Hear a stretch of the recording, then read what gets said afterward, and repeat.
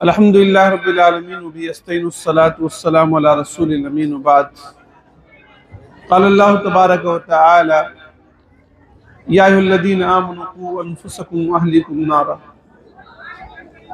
رب اشرح لی صدری ویسر لی امری واحلل عقدۃ من لسانی یفقہوا قولی رب زدنی علما۔ محترم علماء کرام، بشن پور مہدانی کے بزرگوں، نوجوانوں، عزیز بچوں اور پردے میں بیٹھ کر سننے والی خواتین ملت، یقیناً آج آپ کے مدرسے میں سالانہ انجمن میں بیٹھنے کا اتفاق ہوا۔ بہت خوشی محسوس ہوئی کہ ننھے منھے بچوں نے، بچیوں نے جو علمی مظاہرہ کیا ہے، جو تقریریں پیش کی ہیں، جو ڈرامے پیش کیے ہیں، یقیناً یہ ہمارے اور آپ سب کے لیے عبرت کی بات ہے۔ کچھ بچے ایسے تقریر کر رہے تھے، محسوس ہو رہا تھا کہ کوئی بڑا خطیب ہے جو بول رہا تھا۔ یقیناً اس محنت کے پیچھے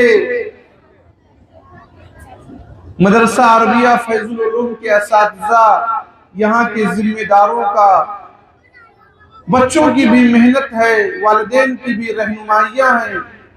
میں اس موقع پر یہاں کے اساتذہ، بچوں اور تمام گارجین کو مبارکباد پیش کرتا ہوں۔ میں آپ لوگوں کے سامنے تربیت اولاد کی متعلق کچھ گفتگو کرنے سے پہلے یہ اعلان کر دوں کہ یہ مدرسہ جہاں پر آپ بیٹھے ہیں، ہماری مائیں بہنیں بیٹھی ہیں، یہاں ابھی 8 تک تعلیم ہوتی رہی ہے، لیکن ذمہ داران مدرسہ نے یہ ارادہ کیا ہے کہ انشاءاللہ یہاں مدرسے کی تعلیم بڑھائی جائے گی اور 10 تک تعلیم یہاں پر دلائی جائے گی، اور جس کے لیے مختلف اساتذہ کرام کا، معلمات کا انتخاب ہوگا۔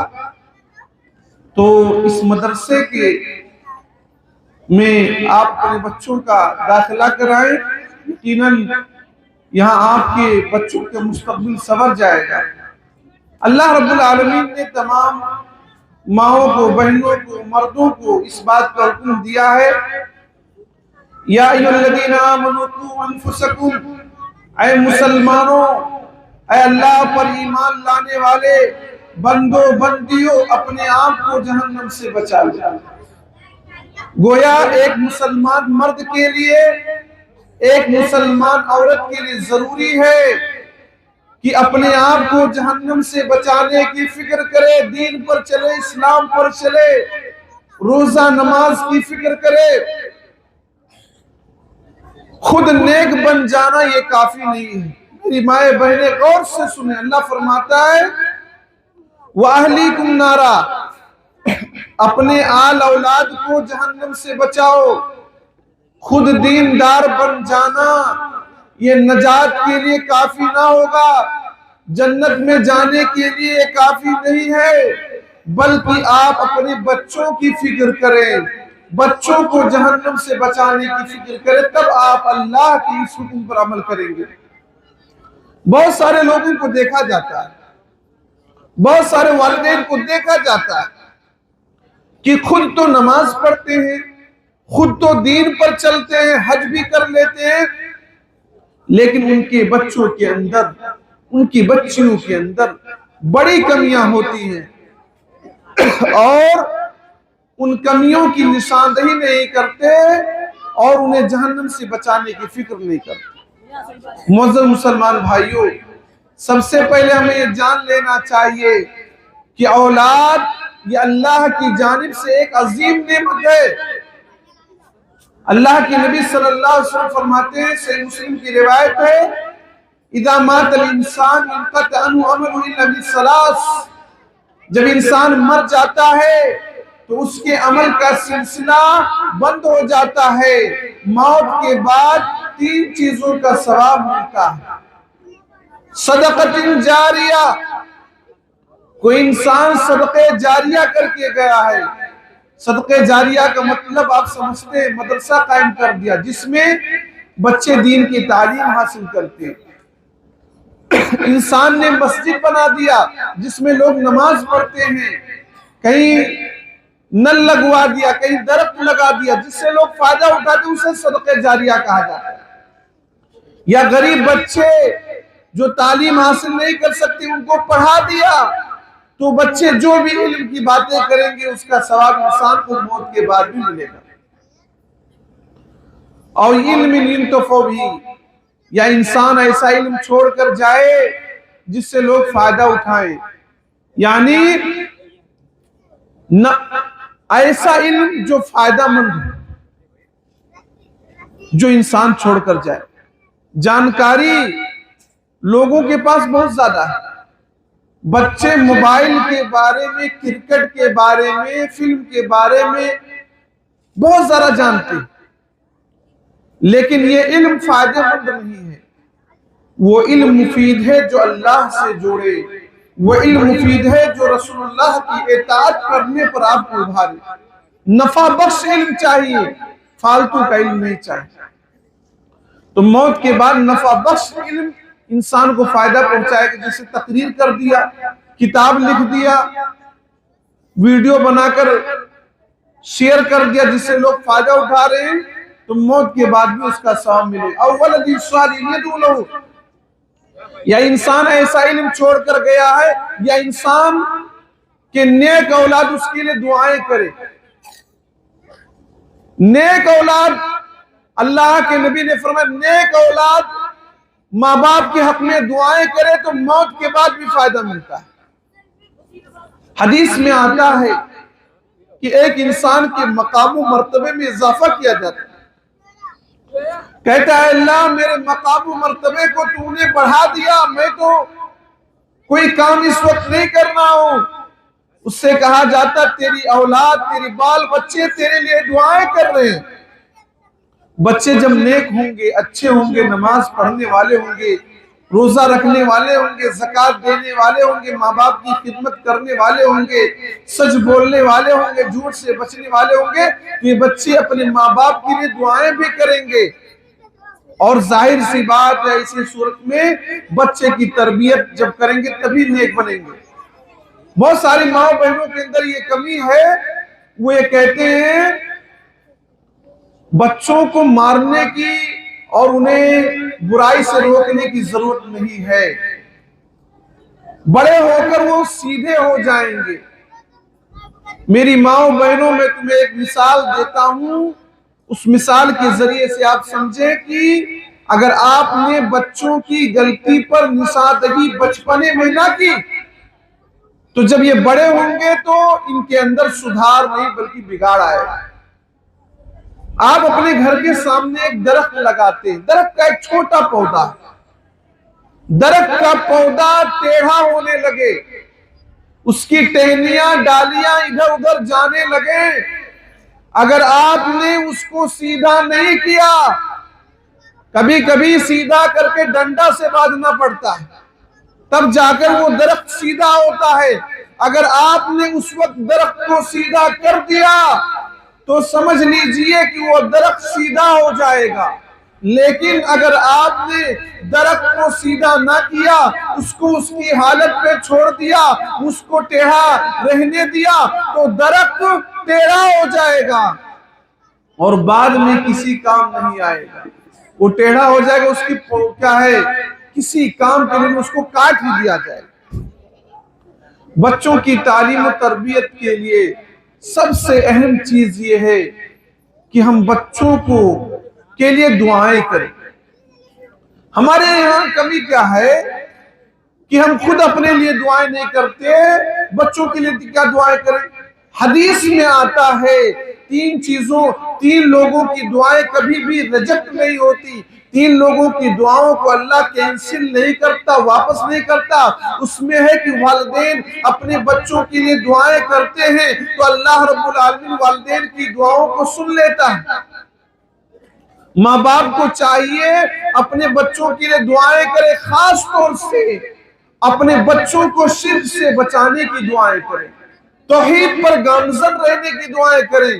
کیا آپ نہیں جانتے حضرت ابراہیم علیہ السلام جو اللہ کے خلیل ہے، جو اللہ کے دوست ہیں، اللہ سے دعا کرتے ہیں، کہتے ہیں وَجُنُبْنِي وَبَنِيَّ أَن نَّعْبُدَ الْأَصْنَامَ، اے اللہ تو مجھے بچا لینا، اے اللہ تو میری آل اولاد کو بچا لینا بتوں کی عبادت سے۔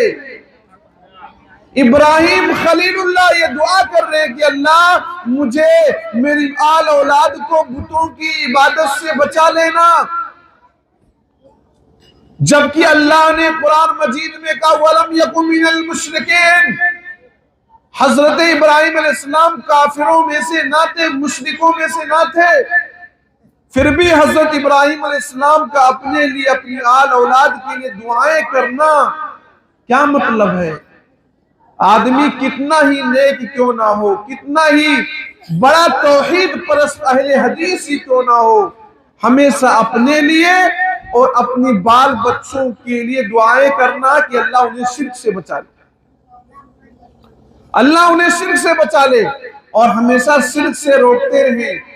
کیا آپ نے نہیں سنا حضرت لقمان اپنے بیٹے کو جب نصیحت کر رہے تھے، کہہ رہے تھے یا بنی لا تشرک باللہ، اے میرے لخت جگر، اے میرے نور نظر، لا تشرک باللہ، شرک نہ کرنا، اللہ کی ذات میں کسی کو شریک نہ بنانا، ان الشرک لظلم عظیم، شرک بہت بڑا پاپ ہے، شرک بہت بڑا جرم ہے، شرک اتنا بڑا جرم ہے، اتنا بڑا پاپ ہے کہ اللہ ہر گناہ کو معاف کر سکتا ہے لیکن شرک کو کبھی معاف نہیں کرے گا۔ اللہ فرماتا ہے ان اللہ لا یغفر ان یشرک بہ ویغفر ما دون ذلک لمن یشاء، اللہ اس بات کو معاف نہیں کرے گا کہ اس کے ساتھ شرک کیا جائے، اس کے علاوہ جسے چاہے گا معاف کر سکتا ہے۔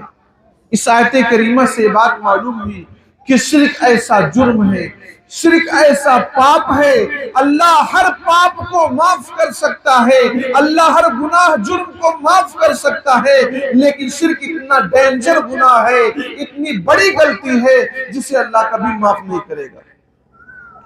بچوں کی تربیت میں ایک اہم چیز ہے بچوں کو تعلیم دینا، اور کون سی تعلیم؟ اللہ سے جوڑنے والی تعلیم، وہ تعلیم نہیں جو انسان کو اللہ ہی سے دور کر دے، انسان دہریہ بن جائے، انسان مشرک بن جائے، ایسا نہیں۔ تعلیم روشنی ہے اور جہالت تاریکی ہے۔ علم کی اہمیت کو سمجھنا ہو تو آپ اس بات کا اندازہ لگائیں کہ اللہ کے نبی صلی اللہ علیہ وسلم کی بعثت سے پہلے مکہ میں کون سا ایسا جرم تھا جو نہیں تھا؟ بچیوں کو زندہ درگور کر دیا جاتا تھا، خانہ کعبہ کے اندر 360 بت رکھے ہوئے تھے، ان کی عبادت کی جاتی تھی، شراب کباب یہ سب جرم عام تھا، چوری ڈاکہ زنی یہ سب شباب پر تھے، لیکن اللہ نے سب سے پہلی جو آیت نازل کی وہ تعلیم کے متعلق تھی، کیونکہ جب علم آئے گا تبھی یہ برائیاں ختم ہوگی، علم آئے گا تبھی شرک جائے گا، جب علم آئے گا نور آئے گا، روشنی لائے گا اور جہالت ختم ہو جائے گی۔ شرک، ڈاکہ زنی، بت پرستی، قبر پرستی یہ ساری چیزیں اس وجہ سے ہیں کیونکہ انسان کے پاس علم نہیں ہے۔ ایجوکیشن، تعلیم ہی انسان کو ان برائیوں سے روک سکتا ہے۔ اللہ نے کہا اقرأ بسم ربک الذی خلق، اے نبی صلی اللہ علیہ وسلم پڑھیے اس رب کے نام سے جس نے پیدا کیا ہے، پڑھائی تو ہمارے بچے بہت کرتے ہیں، کچھ بچوں کے بارے میں یہ بھی سننے میں آتا ہے کہ ایسے اسکولوں میں ایسے کالجوں میں پڑھتے ہیں جہاں قبر پرستی بت پرستی سکھائی جاتی ہے، سورہ نمسکار کرایا جاتا ہے۔ ہمارے ماں باپ اسی پر خوش ہیں کہ ان کا لڑکا گڈ مارننگ کہہ رہا ہے، گڈ ایوننگ کہہ رہا ہے، اور برتھ ڈے پر ہے کیا ہے پارٹی دے رہا ہے۔ میرے معزز مسلمان بھائیو، اللہ نے کہا وہ تعلیم جو رب سے جوڑ دے، اقرأ بسم ربک الذی خلق خلق الانسان من علق، اقرأ وربک الاکرم، پڑھائی کیجئے، تعلیم میں آگے جائیے، تمہارا رب بہت کریم ہے، تمہارا رب بہت شفیق ہے، تمہارا رب بہت مہربان ہے، جب پڑھائی کرو گے اس کی مہربانی آئے گی۔ اقرأ وربک الاکرم، پڑھیے، خود تمہارا رب سب سے بڑا جانکار ہے، اس سے بڑا جانکار کوئی نہیں۔ الذی علم بالقلم، جس نے قلم کے ذریعے علم سکھایا، علم الانسان ما لم یعلم، اس نے انسان کو وہ باتیں بتلائی جو انسان نہیں جانتا۔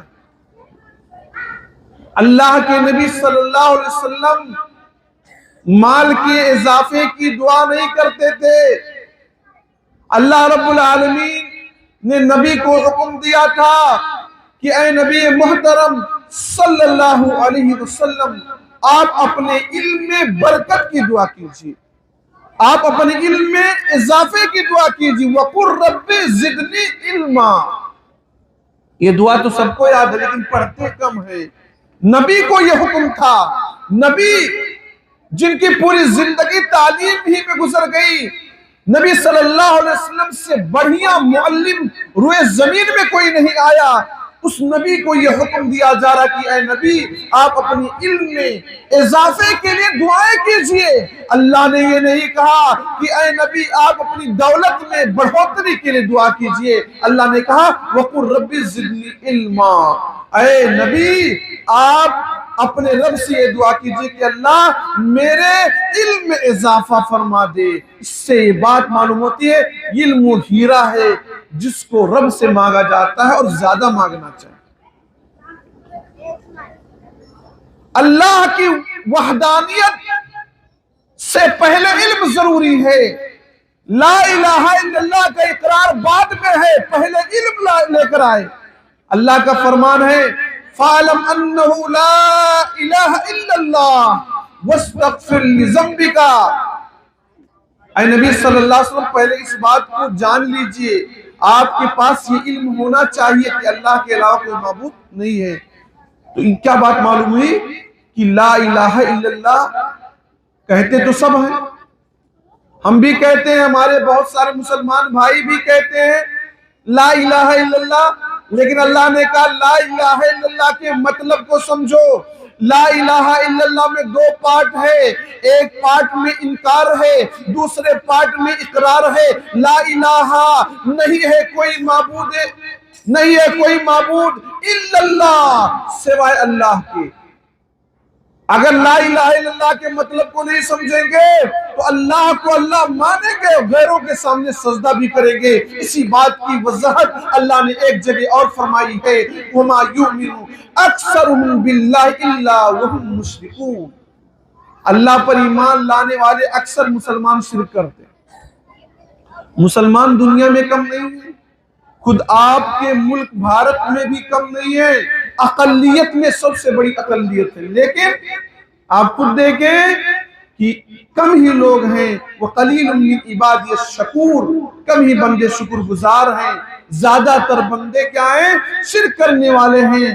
اور شیطان نے بھی یہی بات کہی ہے وَلَا تَجِدُ أَكْثَرَهُمْ شَاكِرِينَ، اے اللہ اکثر بندے شکر گزار نہیں ہیں، یہ شرک کرنے والے ہیں، یہ برائی کرنے والے ہیں۔ پتہ کیا چلا، انسان کے پاس جب علم آئے گا تو یہ علم انسان سے شرک نہیں ہونے دے گا، کوئی دوسرا جرم نہیں ہونے دے گا۔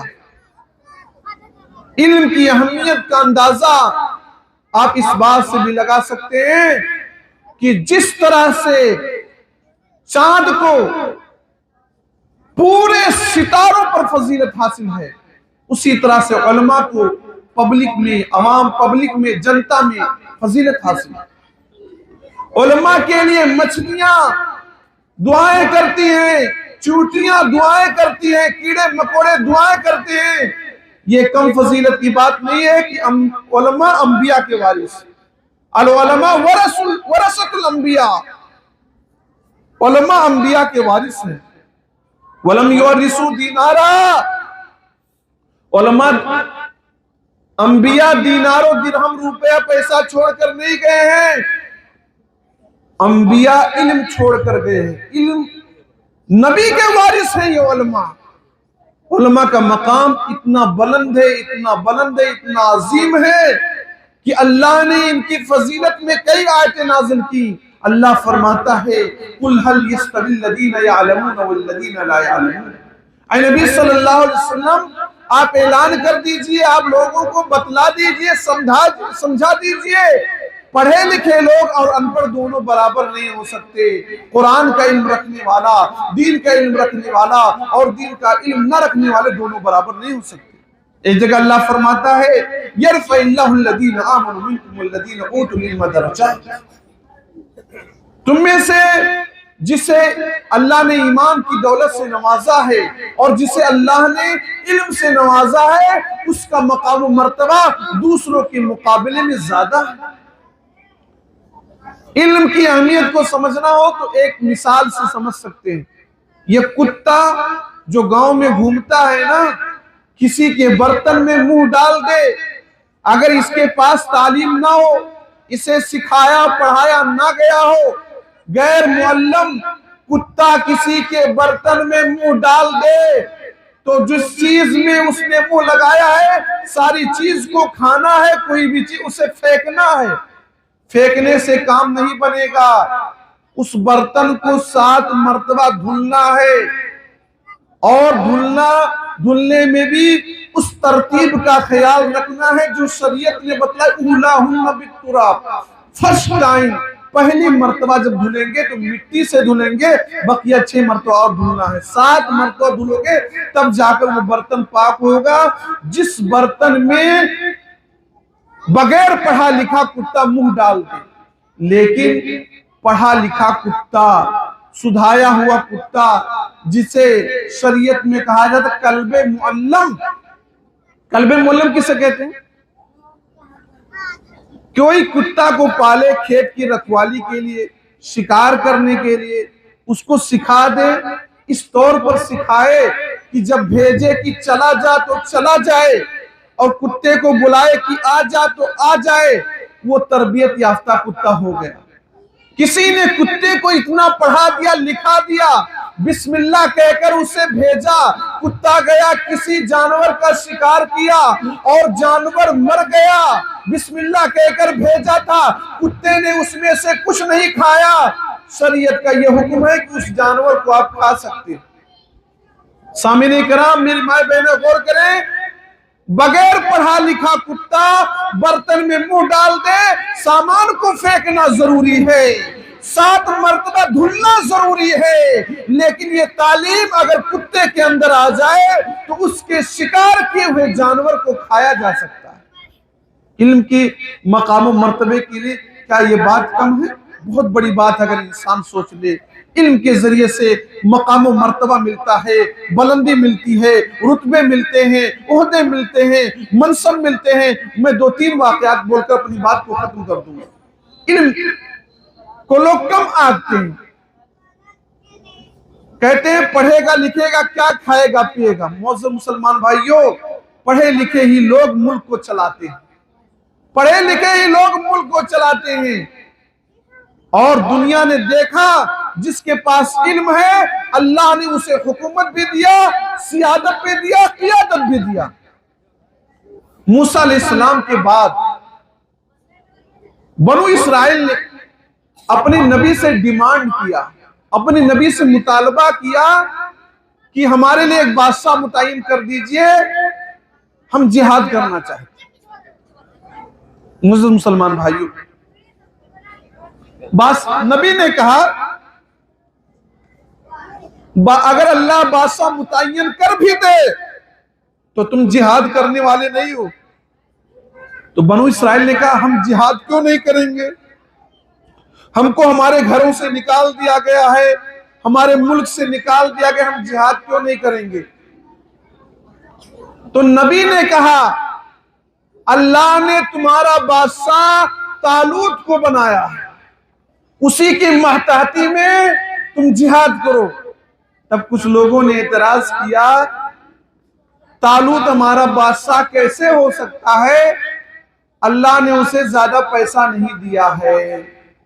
آج بھی یہی رواج ہے، آج بھی یہی رواج ہے، جس کے پاس پیسہ ہو لوگ اس کو سجدہ تک کر لیتے ہیں۔ پیسے والوں کی پوجا ہوتی ہے، ان کی ہر بات مانی جاتی ہے۔ بنو اسرائیل نے بھی یہی اعتراض کیا، کہا طالوت ہمارا بادشاہ کیسے ہو سکتا ہے؟ وہ شیخ نہیں ہے، وہ کروڑ پتی ارب پتی نہیں ہے۔ نبی نے کہا، میرے معزز مسلمان بھائیوں، نبی نے کیا کہا کہ وہ مالدار تو نہیں ہے، لیکن ملک کو چلانے کے لیے دو چیزوں کی ضرورت ہے، ایک علم کی ضرورت ہے اور ایک جسم کی ضرورت ہے۔ اللہ نے انہیں علم بھی دیا ہے، اللہ نے انہیں جسم بھی دیا۔ وَزَادَهُ بَسْطَةً فِي الْعِلْمِ وَالْجِسْمِ، اللہ نے طالوت کو طاقتور بنایا ہے، اللہ نے طالوت کو علم کی دولت سے مالا مال کیا ہے۔ یہ دو کوالٹی ان کے اندر ہے، اسی لیے اللہ نے حضرت طالوت کو بنو اسرائیل کا بادشاہ بنا دیا۔